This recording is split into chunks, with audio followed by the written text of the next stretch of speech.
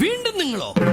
സാറേ ആ ഹോർഡിങ് നോക്കിയും സഫ ഗോൾഡൻ ഡയമണ്ട്സിന്റെ ഞാനിപ്പോ ഇങ്ങനെ പെരുന്തോണങ്ങാടി കൂടെ പോകുമ്പോ എപ്പോഴും നോക്കലുണ്ട്. അതിലൊക്കെ ബേസിൽ ചിരിച്ചിട്ടാ നിക്കണത്. ഒരു ഹോർഡിങ്ങിലും ബേസിൽ അല്ലെങ്കിൽ ഒരു ആറ്റിറ്റ്യൂഡ് ലെവലിൽ നിന്നിട്ടില്ല. പക്ഷെ ഞാൻ ഇതേമാതിരി സാറല്ലേ നമ്മളെ ക്ലോത്തിങ് ബ്രാൻഡ്, അതിന്റെ സോഷ്യൽ മീഡിയ ഒക്കെ എടുത്തു നോക്കണം.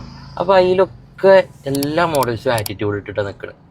അപ്പൊ ഇതും അതും തമ്മിൽ എന്താ മാറ്റം? രണ്ടും അവര് കൺവിൻസ് ചെയ്യുന്ന ഓഡിയൻസിനുള്ള മാറ്റമാണ്. സഫ ഗോൾഡൻ ഡയമണ്ട്സ് എന്ന ബ്രാൻഡാണ്. അപ്പൊ അവരെ ബ്രാൻഡിന്റെ ട്രസ്റ്റും അവരെ ബ്രാൻഡിന്റെ വിശ്വസ്തതാണ്. ബേസിൽ ചിരിയാണ് എല്ലാവർക്കും ഇഷ്ടമാവും. എല്ലാവർക്കും ഭയങ്കര ഇഷ്ടപ്പെട്ട ഒരു സ്മൈലാണ്. ബേസിലിന്റെ ആ ചിരിയിലൂടെ അവരെ ബ്രാൻഡിന്റെ ഇമോഷനാണ് അവരെന്ത് ചെയ്യുന്നുണ്ട് കസ്റ്റമേഴ്സിന്റെ അടുത്ത് അല്ലെങ്കിൽ ഓഡിയൻസിന്റെ അടുത്ത് ഷെയർ ചെയ്യുന്നത്. സാറ എന്ന് പറയുന്നത് നമുക്കറിയാം ഒരു ലക്ഷറി ബ്രാൻഡാണ്, ക്ലോത്ത് ബ്രാൻഡാണ്.